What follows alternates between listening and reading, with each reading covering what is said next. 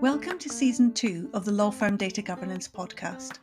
I'm CJ Anderson, founder of Iron Carrot, and I'm thrilled to be back with another season of the Data Governance Companion for law firm leaders who want to know more about implementing and improving data governance.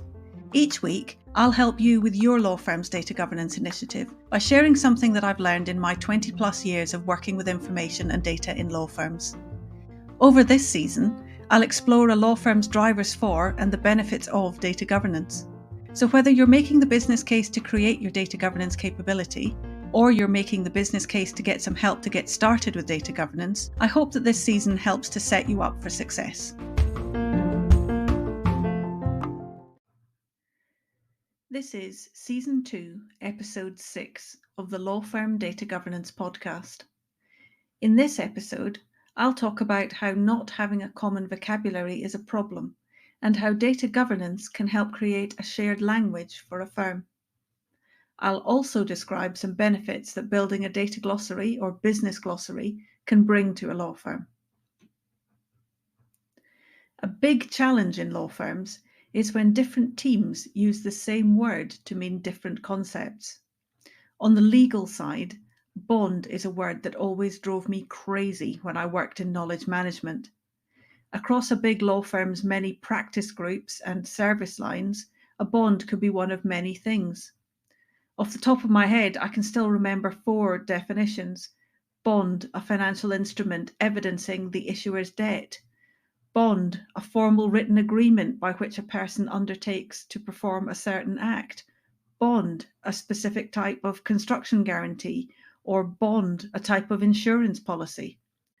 I'm sure you can think of many other examples in legal and also across business services.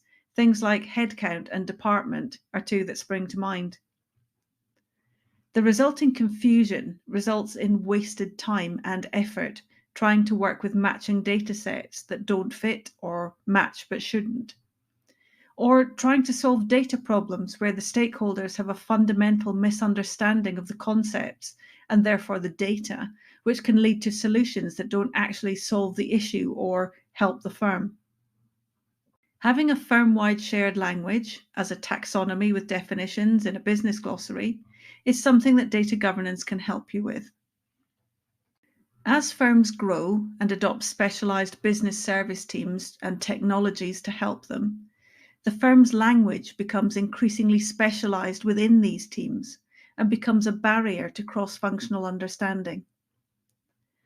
This disconnected vocabulary is often a source of confusion and frustration for lawyers particularly who receive different data reports with the same labels but which don't make sense to them.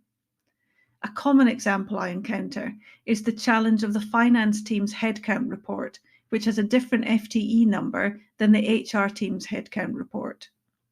Each team, of course, is adamant that their number is right and the other team's number is wrong. And usually conversations to try and resolve this become the immovable force versus the unstoppable object.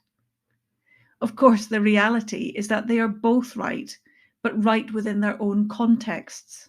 They're just using different calculations to get to the FTE number, and those 2 numbers were never supposed to match.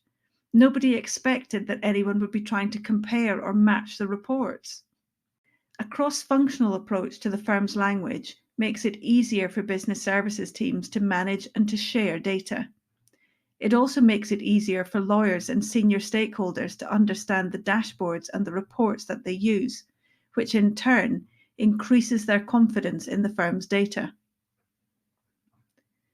Within your data governance framework, a shared language's most significant impact is how the members of each group work together, particularly within the community of data stewards. This shared vocabulary builds the foundation for solid communication because everyone on this team understands what the other is saying.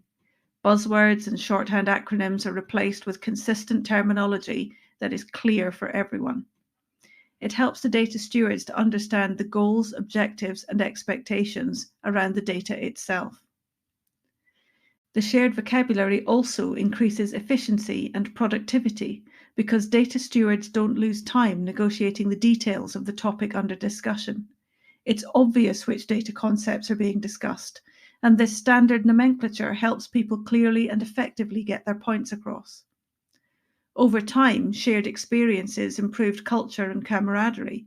For example, think about the inside jokes that you share with your long-term friends. Having a firm-wide vocabulary, a defined, shared, common language, recreates this trust and understanding in a workplace context. Data governance helps firm-wide colleagues define shared business terminology and rules so that everyone speaks the same language. This common language enables a shared cross-team understanding and allows people to leverage appropriate, consistent, and trusted data.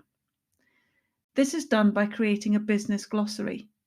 I explained more about what a data glossary is and isn't in Season 1, Episode 4, the difference between a data glossary and a data dictionary. In short, a business glossary has defined terms with authoritative sources to clarify which data sets do and don't match up. For example, finance headcount and HR headcount. Unique labels like bond financial instrument and bond guarantee helps to ensure that terms aren't matched up when they shouldn't be. Achieving this common language will take the effort of many individuals, but the advantages to your data governance initiative and beyond make the time investment worthwhile. So to sum up what I've talked about, it's challenging when different teams use different terms or labels for the same concept. Having a firm-wide shared language, which has been created cross-functionally, makes it easier for teams to be effective in managing the firm's data. It also increases confidence in the firm's data because lawyers and senior stakeholders will find it easier to understand the dashboards and reports that they use. A data governance initiative will help create this common vocabulary by facilitating the creation of a business glossary, which in turn will support the data stewards to become an effective team.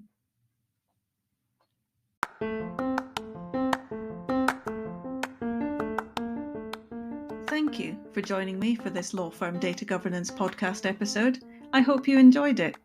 Please share, like, and review the episode so that more law firm leaders can learn about data governance. Join me next time for episode 7, Easier Innovation and Collaboration. Make sure you always catch each episode by following Iron Carrot on social media if you still need to do so. And please get in touch if you've got questions or topic ideas for future episodes.